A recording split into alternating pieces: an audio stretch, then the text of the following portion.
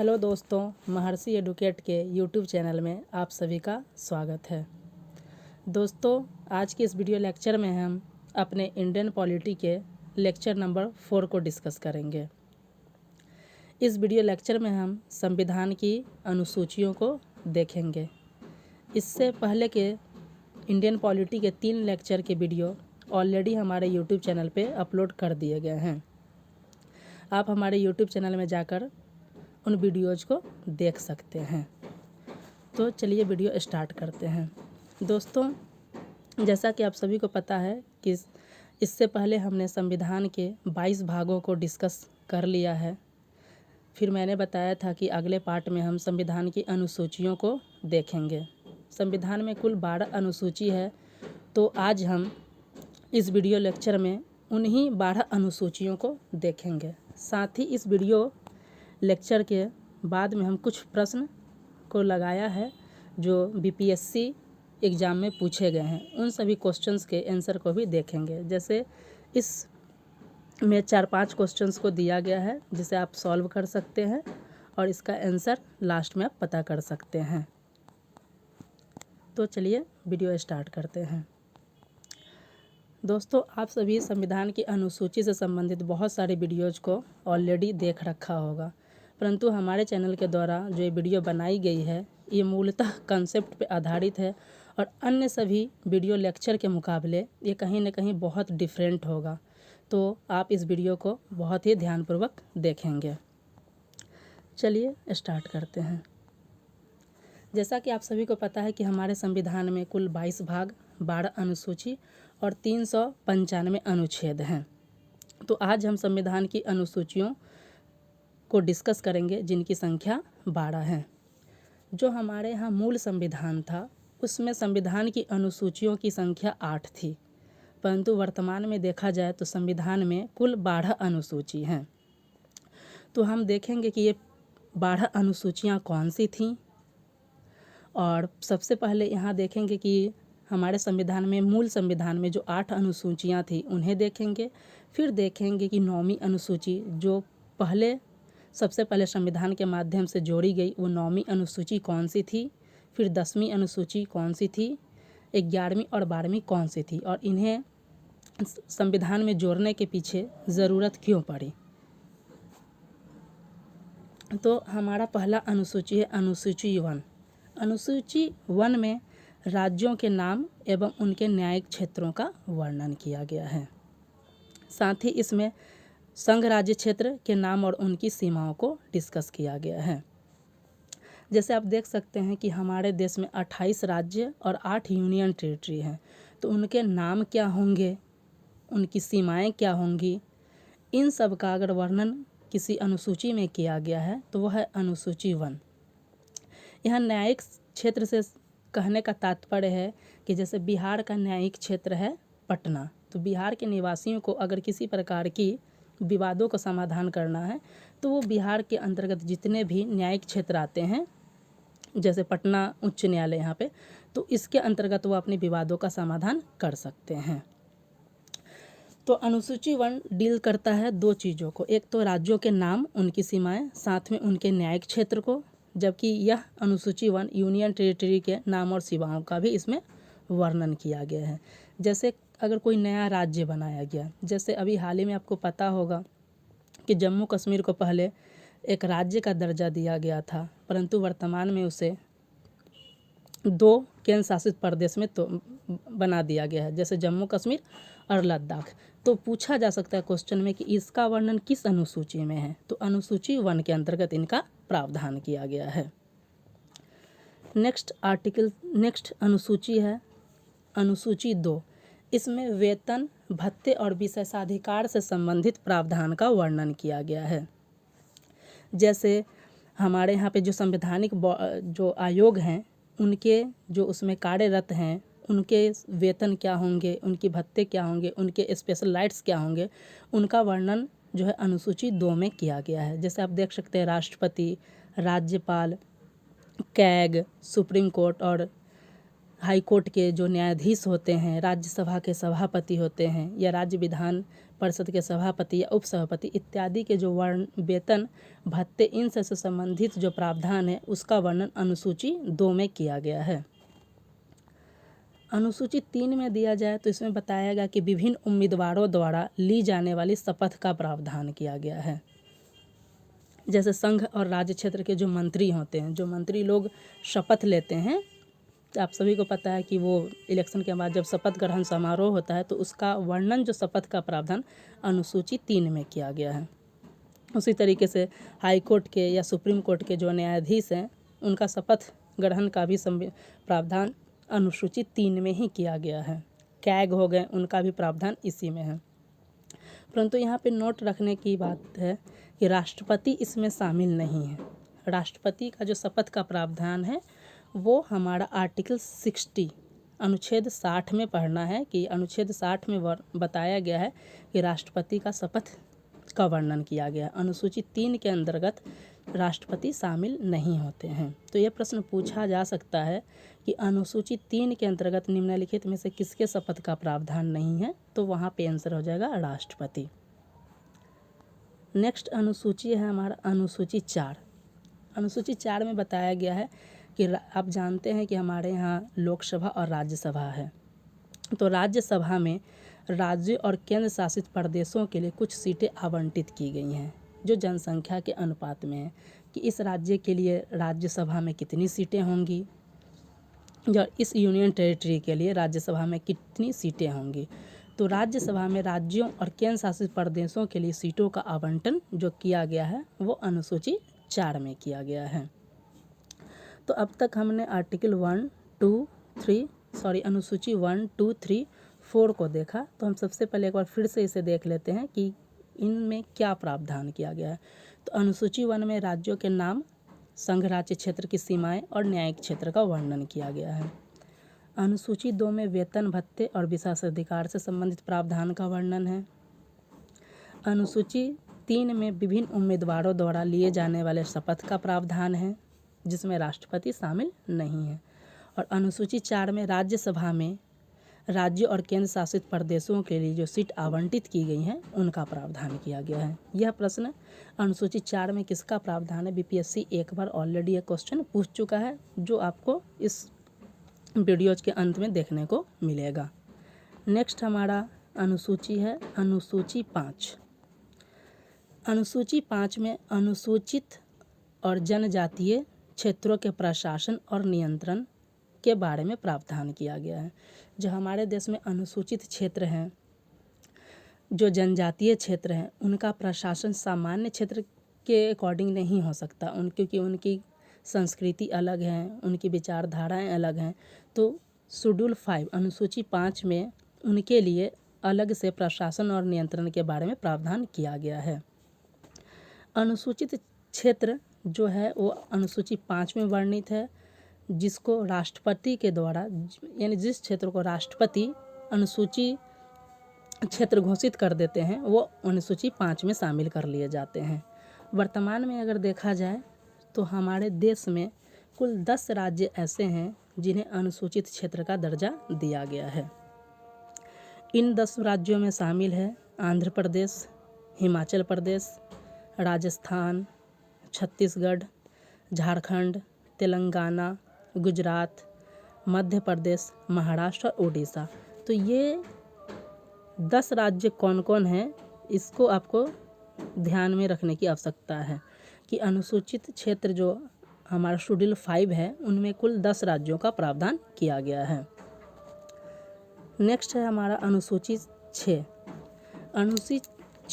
अनुसूची 6 शेड्यूल 6 भी है, वो जनजातीय क्षेत्र के प्रशासन या प्रबंधन के विषय में उनकी विशेषताओं का वर्णन किया गया है कि जनजातीय क्षेत्र हैं उनके लिए क्या प्रावधान हमारे संविधान में किया गया है। तो अनुसूची 6 में विशेषकर 4 राज्यों के लिए इस प्रकार के प्रावधान किए गए हैं। इन राज्यों में शामिल है असम, मेघालय, त्रिपुरा, मिजोरम। तो आप इसे याद रख सकते हैं कि अनुसूची 6 में असम, मेघालय, त्रिपुरा, मिजोरम इन 4 राज्यों के जनजातीय क्षेत्रों का वर्णन है। जैसे असम से कुछ ये क्षेत्र आप देख सकते हैं, केदिमा हसाओ, कार्बी आंगलोंग, बोडोलैंड क्षेत्र। उसी प्रकार से मेघालय में गारो खासी जयंतिया का क्षेत्र शामिल है। कई बार क्वेश्चंस पूछा जाता है गारो खासी जयंतिया जो जनजाति हैं किस राज्य में है, तो मेघालय होगा। त्रिपुरा में पूरा जनजाति क्षेत्र इसके अंतर्गत शामिल है। उसी तरीके से मिजोरम के चकमा लाई माड़ा क्षेत्र जो है अनुसूची 6 में शामिल है। अनुसूची 6 के महत्व को देखते हुए वर्तमान में भारत के कई राज्यों के द्वारा ये मांग की जा रही है कि उन्हें भी अनुसूची 6 में शामिल कर लिया जाए। इनमें अरुणाचल प्रदेश और लद्दाख ये 2 ऐसे राज्य हैं जिनकी मांग बहुत प्रबल है कि उन्हें भी अनुसूची 6 में शामिल किया जाए। नेक्स्ट है हमारा अनुसूची 7। अनुसूची 7 जो है ये केंद्र और राज्य के मध्य शक्ति का विभाजन का प्रावधान किया गया है। इसमें आप जानते ही होंगे कि हमारे संविधान जो है 1935 का अधिकांश भाग, आधा से अधिक 2/3 भाग जो है हमारे संविधान में वो भारत शासन अधिनियम 1935 से लिया गया है। तो भारत शासन अधिनियम 1935 में ही एक प्रावधान था केंद्र और राज्यों के मध्य शक्ति का विभाजन, और ये विभाजन 2 तरीके से किया गया था कि जो कुछ ऐसे विषय होंगे जिस पे केंद्र सरकार कानून बनाएंगी वो संघ सूची के अंतर्गत आएंगे, और कुछ ऐसे विषय हैं जिन पे कानून राज्य सरकार द्वारा बनाया जाएगा वो राज्य सूची के विषय कहलाएंगे। तो अनुसूची 7 में जो 1935 अधिनियम के तहत था वो हमारे यहाँ 2 सूची का विभाजन था केंद्र और राज्यों के मध्य, परंतु हमारे अनुसूची 7 में आप देख सकते हैं कि 3 सूची का प्रावधान किया गया है, संघ सूची, राज्य सूची और समवर्ती सूची। यह जो समवर्ती सूची है इसे ऑस्ट्रेलिया के संविधान से लिया गया है। तो जब क्वेश्चन पूछा जाए कि केंद्र और राज्यों के मध्य जो शक्ति का विभाजन का प्रावधान कहाँ से लिया गया है, तो भारत शासन अधिनियम 1935 होगा जिसमें संघ सूची और राज्य सूची है, जबकि समवर्ती सूची के विषय में पूछा जाए कहाँ से लिया गया तो ये ऑस्ट्रेलिया से होगा। आप देख सकते हैं इस सूची को सूची 1 जिसे संघ सूची बोला जाता है, सूची 2 जिसे राज्य सूची, और सूची 3 जिसे समवर्ती सूची के नाम से जाना जाता है। संघ सूची जिस पे केंद्र सरकार द्वारा कानून बनाया जाता है, राज्य सूची जिस पे राज्य सरकार द्वारा, जबकि समवर्ती सूची में राज्य और केंद्र दोनों मिलकर कानून का निर्माण करते हैं। संघ सूची में देखा जाए तो कितने विषय शामिल हैं, तो मूल संविधान में अगर देखा जाए तो संघ सूची में 97 विषय थे। वर्तमान में देखा जाए तो संघ सूची में 100 विषय शामिल हैं। उसी प्रकार राज्य सूची में देखा जाए तो मूल संविधान में 66 विषय थे, जबकि वर्तमान में 61 विषय हैं। उसी प्रकार समवर्ती सूची में देखा जाए तो मूल संविधान में 47 विषय थे और वर्तमान में 52 विषय शामिल हैं। अब इस संघ सूची में इतने 100 सूची को आप याद नहीं कर सकते, तो कुछ ऐसे हैं जिसको आपको याद रखना जरूरी है कि संघ सूची में आते हैं। जैसे संघ सूची में रक्षा, वैदेशिक मामला, युद्ध संधि, बैंक, बीमा, नागरिकता, डाक तार, रेल, रक्षा उद्योग, ये सारी चीज़ें संघ सूची में शामिल हैं। जबकि आप राज्य सूची में देख सकते हैं पुलिस, स्थानीय शासन, लोक स्वास्थ्य, स्वच्छता, ये सब आते हैं। समवर्ती सूची जिसमें दोनों मिलकर कानून बनाते हैं उनमें शिक्षा, वन, नापतौल, वन्य जीव, न्याय प्रशासन, ये सब शामिल होते हैं। मूलतः आप देख सकते हैं कि समवर्ती सूची में मूल संविधान में 47 विषय थे, परंतु 42वां संविधान संशोधन 1976 के द्वारा 5 विषयों को राज्य सूची से लाकर समवर्ती सूची में डाल दिया गया। इनमें कौन कौन से थे, तो ये 5 थे: शिक्षा, वन, नापतौल, वन्य जीव, प्राणी संरक्षण और न्याय का प्रशासन। तो ये प्रश्न भी पूछे जाते हैं कि 1976 संविधान संशोधन 1976 में जो संविधान संशोधन हुआ था, जो संविधान संशोधन संख्या 42वां था, उसके माध्यम से कुल कितने विषयों को जोड़ा गया था समवर्ती सूची में, तो ये 5 विषय थे। इनमें शिक्षा, वन, नापतौल, वन्य जीव और प्राणी संरक्षण और न्याय प्रशासन था। तो आप इसे ध्यान में रख सकते हैं। नेक्स्ट अनुसूची है अनुसूची 8। अनुसूची 8 में जो हमारे संविधान में कुछ भाषाओं को मान्यता प्रदान की गई है, उन भाषाओं का प्रावधान किया गया है। जैसे हमारे मूल संविधान में कुल 14 भाषाओं को मान्यता प्रदान की गई थी, परंतु वर्तमान में देखा जाए तो कुल 22 भाषाओं को संविधान में मान्यता प्रदान की गई है। तो यानी कि अगर देखा जाए तो जब से संविधान बना और आज वर्तमान में कुल 8 भाषाओं को इसमें जोड़ा गया है। तो हम ये देखेंगे कि ये 8 कौन कौन सी भाषा हैं जो हमारे संविधान में जोड़ी गई हैं। 14 भाषा तो थी, तो जो पहली भाषा यानी अर्थात अब देखा जाए जो 15वीं भाषा के रूप में जिसका चयन किया गया था, जो जोड़ा गया था हमारे संविधान में, वह भाषा है सिंधी भाषा, जिसे 21वां 21st संविधान संशोधन द्वारा 1967 में जोड़ा गया था। जबकि 18वीं भाषा के रूप में अर्थात 16, 17, 18वीं भाषा के रूप में 3 भाषाओं को जोड़ा गया था। ये थे नेपाली, मणिपुरी और कोंकणी। इसे 71वां संविधान संशोधन द्वारा 1992 में जोड़ा गया था। जबकि 22वीं भाषा अर्थात 19वीं, 20वीं, 21वीं और 22वीं भाषा के रूप में बोडो, डोगरी, संथाली और मैथिली भाषा को जोड़ा गया था, जिसे संविधान संशोधन 92 था और वर्ष 2003 में इसे जोड़ा गया था। तो आप इसे याद कर सकते हैं। यहाँ पे बिहार और बीपीएससी के लिए क्वेश्चन पूछा जाता है कि संविधान की 8वीं अनुसूची में अर्थात 22 भाषाओं में से कौन सी भाषा है जो बिहार से शामिल है। तो बिहार से एकमात्र भाषा जो है वो है मैथिली भाषा शामिल की गई है, जिसे 2003 में 92 संविधान संशोधन द्वारा जोड़ा गया था 22वीं भाषा के रूप में। तो आप देख सकते हैं कि कुल 22 भाषाओं को मान्यता प्रदान की गई, जिसमें 15वीं भाषा थी वो सिंधी थी, जिसे 21वां संविधान संशोधन द्वारा 1967 में जोड़ा गया था। 16, 17, 18वीं भाषा के रूप में नेपाली, मणिपुरी, कोंकणी को 71वां संविधान संशोधन द्वारा 1992 में जोड़ा गया था। जबकि 19, 20, 21 और 22वीं भाषा के रूप में बोडो, डोगरी, संथाली और मैथिली को 92 संविधान संशोधन द्वारा 2003 में जोड़ा गया था। तो अब तक हमने देखा कि मूल संविधान में ये 8 अनुसूचियाँ थीं, परंतु अब जो अनुसूचियाँ जैसे 9, 10, 11, 12 इन्हें मूल संविधान में ये नहीं थे, इन्हें संविधान संशोधन के माध्यम से जोड़ा गया था। तो हम जानेंगे कि ये अनुसूचियाँ कौन कौन है। उससे पहले हम देख लेते हैं कि ये बिहार से एक भाषा है, बिहार से और यूपी दोनों से भोजपुरी भाषा को 8वीं अनुसूची में शामिल करने की मांग की जा रही है। बिहार से वर्तमान में एकमात्र भाषा है मैथिली, परंतु बिहार सरकार साथ में ही उत्तर प्रदेश सरकार के द्वारा भी इस दिशा में प्रयास किए जा रहे हैं कि भोजपुरी भाषा को भी हमारे संविधान की 8वीं अनुसूची में जोड़ा जाए।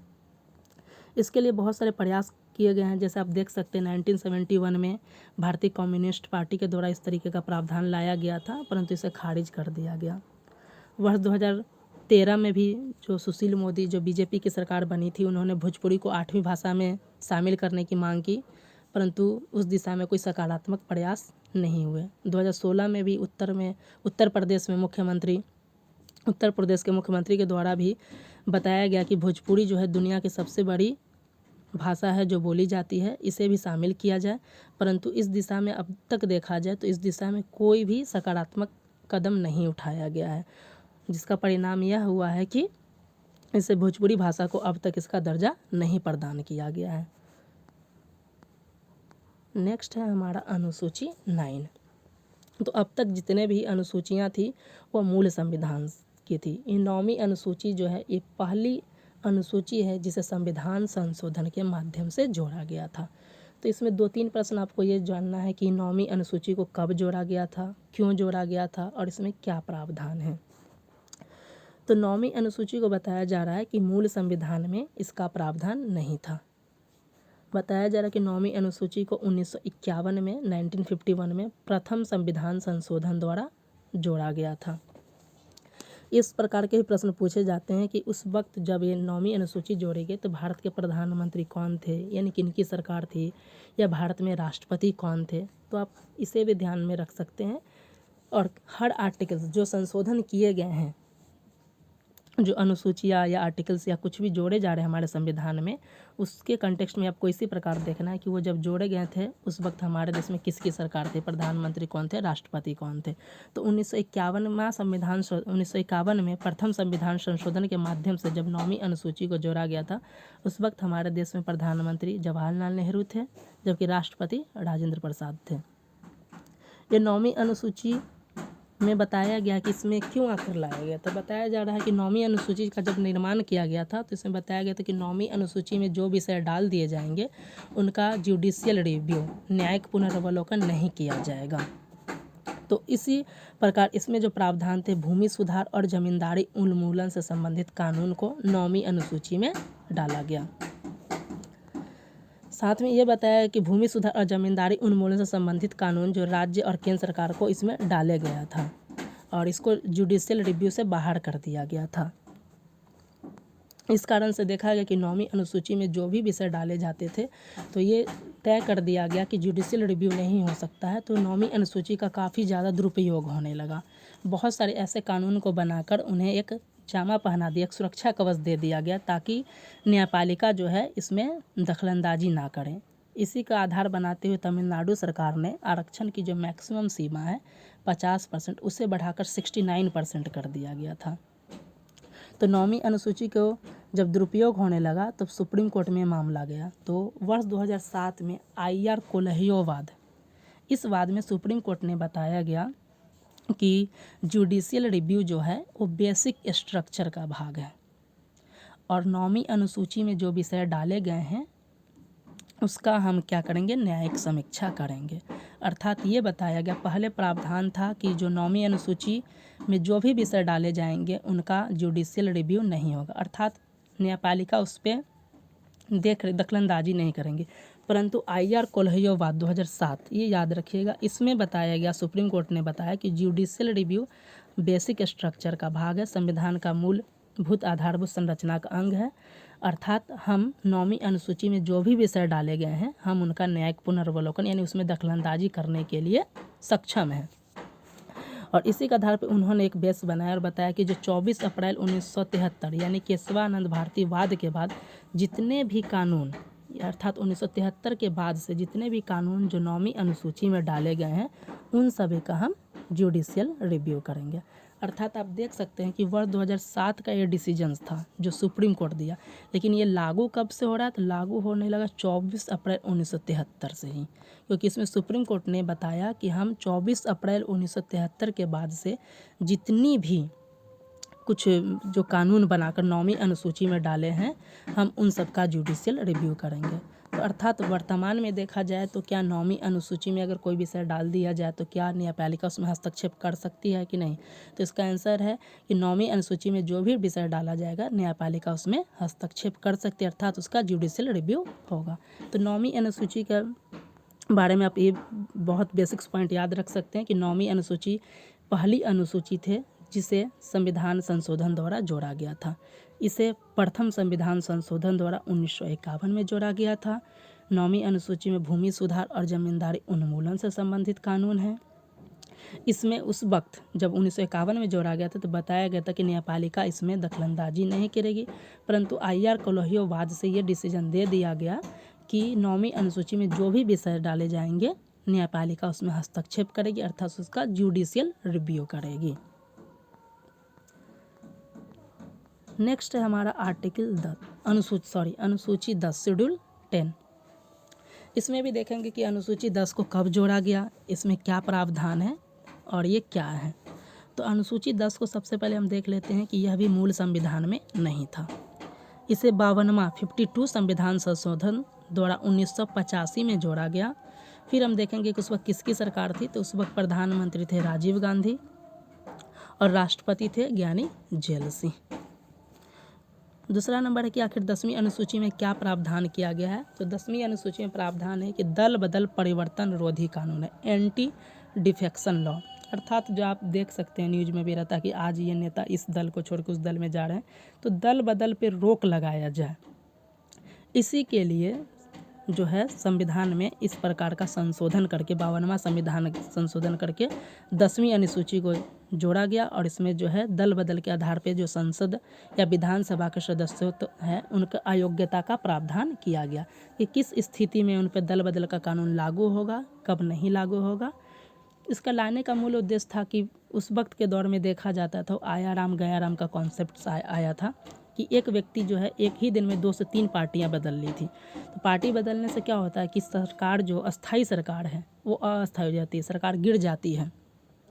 तो इसी पे रोक लगाने के लिए अनुसूची 10 का प्रावधान किया गया था राजीव गांधी सरकार के द्वारा 52वां अनुसूची द्वारा 52वां संविधान संशोधन द्वारा 1985 में जोड़ा गया था।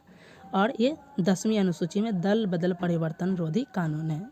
ये अनुसूची, इसके बारे में बहुत डिटेल से पढ़ना है, बस यहाँ पे यही समझना है कि अनुसूची 10 में क्या प्रावधान है। तो दल बदल परिवर्तन से संबंधित प्रावधान किया गया है। नेक्स्ट हम अनुसूची देखते हैं, अनुसूची 11 और अनुसूची 12। आप अनुसूची 11 और अनुसूची 12 को जोड़ने का मूल उद्देश्य है गांधी जी के सपने को साकार करना। गांधी जी का सपना था कि हम ऐसी शासन प्रणाली हमें अपनानी है आज़ादी के बाद, जिसमें अंतिम पंक्ति पर जो व्यक्ति खड़े हैं उनको भी लाभ मिल सके, वो भी समाज की मुख्य धारा में शामिल हो सके। जो वंचित है, दबे कुचे वर्ग के लोग हैं, उनको भी शासन प्रणाली में भाग लिया जाए ताकि वह मुख्य धारा से जोड़ सकें। तो क्या हुआ कि गांधी जी के, हमारा जो संविधान बना वो गांधी जी के सपने से काफ़ी दूर था। तो उसके बाद जो है ये कोशिश की गई एक सरकार के द्वारा कि गांधी जी के जो सपना है उसको साकार करने के लिए कुछ ऐसे प्रावधान हैं जो हमारे संविधान में जोड़े जाएं। इसलिए आप देख सकते हैं कि अनुच्छेद 40 को जोड़ा गया और इसमें ग्राम पंचायत की स्थापना की गई। उसी के आधार पे अनुसूची 11 और अनुसूची 12 को ही गांधी जी के सपने को साकार करने के लिए लाया गया था, जिसे हम लोग स्थानीय स्वशासन कहते हैं। स्थानीय स्वशासन समझ सकते हैं, ग्रामीण स्तर पर भी होता है और ये शहरी स्तर पे होता है। ग्रामीण स्तर पे होता है जब ग्राम पंचायत सुने होंगे, जैसे मुखिया सुने होंगे, तो ये गांधी जी का ही सपना है। तो इसे जो मुखिया होते हैं, ये लोग होते हैं, वो ग्रामीण स्थानीय स्वशासन के अंतर्गत आते हैं। तो उसी को हम देखेंगे कि अनुसूची 11 और अनुसूची 12 कब जोड़े गए, क्यों लाया गया। हमने ये बताया कि गांधी जी के सपने को साकार करने के लिए।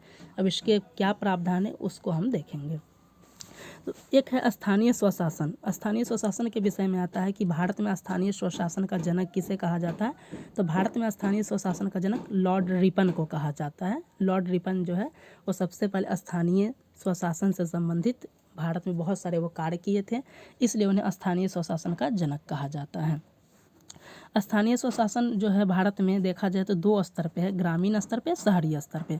तो अनुसूची 11 और अनुसूची 12 को जोड़ने के लिए हमारे संविधान में 2 संविधान संशोधन लाए गए थे। एक था 73वां संविधान संशोधन 1992 और दूसरा था 74वां संविधान संशोधन 1992।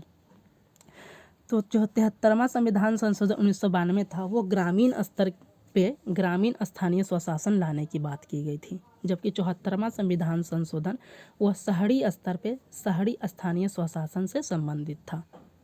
73वां संविधान संशोधन जो है वो ग्रामीण स्तर पे ग्रामीण स्थानीय स्वशासन में पंचायती राज की बात करती थी कि हमें पंचायती राज को संवैधानिक दर्जा देना है, कि यह पंचायत राज का व्यवस्था किया जाए। तो 73rd संविधान संशोधन को यह मान्यता प्रदान की गई और इसके माध्यम से पंचायती राज व्यवस्था को संवैधानिक दर्जा दे दिया गया। और हमारे संविधान में भाग 9 के अंतर्गत भाग 9 जोड़ा गया और उसके अंतर्गत कुल 29 विषय पंचायती व्यवस्था को दिए गए और इसके लिए अनुसूची 11 को जोड़ा गया और इसके लिए आर्टिकल 243 से 243 9 तक दिया गया। जबकि जो 74वां संविधान संशोधन था वो शहरी स्थानीय स्वशासन से संबंधित था, जिसके माध्यम से शहरी स्तर पे नगर पालिका, नगर निगम, इन सब को संवैधानिक दर्जा दिया गया और हमारे संविधान में भाग 9 का को जोड़ा गया और अनुसूची 12 को जोड़ा गया और शहरी स्तर पे स्थानीय स्वशासन के कुल 18 विषय आरक्षित किए गए। तो आप देख सकते हैं कि आर्टिकल जो हमारा अनुसूची 11 और अनुसूची 12 जोड़े गए वो किससे संबंधित है। तो इससे पूछा जाता है कि अनुसूची 11 को कब जोड़ा गया, तो 73rd संविधान संशोधन द्वारा, और अनुसूची 12 को तो 74th संविधान संशोधन द्वारा। पूछा जा रहा है कि अनुसूची 11 का संबंध किससे है, तो ये पंचायती राज व्यवस्था से संबंधित है, जबकि हमारा जो अनुसूची 12 है वो शहरी स्थानीय स्वशासन से संबंधित है। यह भी पूछा जाता है कि पंचायती राज व्यवस्था में या अनुसूची 11 के अंतर्गत कुल कितने विषय आरक्षित किए गए हैं, तो कुल 29 विषय आरक्षित किए गए हैं, जबकि अनुसूची 12 में कुल 18 विषय आरक्षित किए गए हैं। तो दोस्तों अब तक हमने ये देखा कि कुल संविधान की 12 अनुसूचियों को हमने देखा कि अनुसूची 1 क्या है, अनुसूची 2 क्या है, अनुसूची 3 क्या है, और इसी के आधार पे हमने कुल 12 अनुसूचियों को देखा। इनमें से सभी अनुसूचियां जो है बहुत ही इम्पॉर्टेंट है, आपको उन सभी अनुसूचियों को याद रखने की आवश्यकता है, इस पर प्रश्न पूछे जाते ही हैं। नेक्स्ट हमने बताया था कि इस वीडियो लेक्चर में हम कुछ क्वेश्चंस को डिस्कस करेंगे जो हमारे आज के टॉपिक से या प्रीवियस टॉपिक से बीपीएससी के एग्ज़ाम में पूछे गए हैं। तो एक पहला क्वेश्चन है कि भारतीय संविधान के किस अनुच्छेद द्वारा अस्पृश्यता को समाप्त किया गया है। तो जब हम उस दिन देख रहे थे शासन के प्रकार में, जो हमने ये भी पढ़ा था कि लोकतंत्र की विशेषताएं क्या है, तो उसमें हम लोग स्वतंत्रता की बात किए थे, सम्मान की बात की। तो वहाँ पे मैंने बताया था कि आर्टिकल अनुच्छेद 17 है, उसमें अस्पृश्यता अर्थात छुआछूत को समाप्त किया गया है। तो इस प्रश्न का आंसर हो जाएगा हमारा अनुच्छेद 17। अनुच्छेद 17 में जो बताया गया है वो छुआछूत का उन्मूलन किया गया है। नेक्स्ट क्वेश्चन, ये हमारे टॉपिक से अभी जो हम पढ़े उससे रिलेटेड नहीं, तो इसे हम छोड़ देंगे। नेक्स्ट क्वेश्चन है, ये पूछा गया है जो 69th बीपीएससी में पूछा गया इस बार कि 5वीं अनुसूची में किस विषय विशिष्ट समूह के लोगों के शासन और हितों की सुरक्षा से संबंधित है। अनुसूचित जाति, धार्मिक अल्पसंख्यक, अनुसूचित जनजाति और भाषाई अल्पसंख्यक। तो हम लोग जो अनुसूची 5 पढ़े हैं, अनुसूची 5 में हमने देखा कि अनुसूचित जनजाति, अनुसूचित क्षेत्र और जनजातीय क्षेत्र के प्रशासन से संबंधित है। तो इसका आंसर हो जाएगा अनुसूचित क्षेत्र जनजाति, option number C. Option C हो जाएगा 107 का। नेक्स्ट है हमारा क्वेश्चन, भारतीय संविधान में मौलिक अधिकारों का विचार किस देश से लिया गया है। तो जब हम संविधान का भाग पढ़ रहे थे तो हमने वहाँ पे बताया था कि मौलिक अधिकार का प्रावधान जो है वो कहाँ से लिया गया है, तो ये लिया गया है हमारा संयुक्त राज्य अमेरिका से लिया गया है। नेक्स्ट क्वेश्चन है हमारा कि भारतीय संविधान में नीति निर्देशक सिद्धांत की अवधारणा किस संविधान से ली गई है। तो हमने वहाँ पे भी बताया था कि नीति निर्देशक तत्व का सिद्धांत का प्रावधान कहाँ से लिया गया है, तो ये आयरलैंड से लिया गया है। तो दोस्तों इस वीडियो नेक्स्ट क्वेश्चन हम देख लेते हैं क्या है। तो एक था ये क्वेश्चन कि भारतीय संविधान की चौथी अनुसूची में किसका प्रावधान है। तो हमने चौथी अनुसूची में देखा है, ऑप्शन है यहाँ पे राज्य विधान परिषद में सीटों का आवंटन, राज्यसभा में सीटों का आवंटन, ऑप्शन नंबर सी लोकसभा में सीटों का आवंटन, ऑप्शन नंबर डी एक से अधिक, या ऑप्शन नंबर एक, इनमें से कोई नहीं। तो हम चौथी अनुसूची में पढ़े हैं कि राज्यसभा में भेजे जाने वाले राज्यों और केंद्र शासित प्रदेशों से जो लोगों का आरक्षण किया गया उसके विषय में। तो इसका आंसर हो जाएगा ऑप्शन नंबर बी, राज्यसभा में सीटों का आवंटन है। अनुसूची 4 में यही बताया गया ना कि राज्यसभा में राज्य और केंद्र शासित प्रदेशों के लिए सीटों का आरक्षण किया गया है। तो दोस्तों इस वीडियो लेक्चर में हमने संविधान की कुल 12 अनुसूची को डिस्कस किया कि हमारे संविधान में कुल 12 अनुसूची हैं। इन 12 अनुसूचियों को आप अच्छे से याद रखेंगे क्योंकि इससे प्रश्न पूछे ही जाते हैं। इस वीडियो लेक्चर में बस इतना ही। Thank you very much.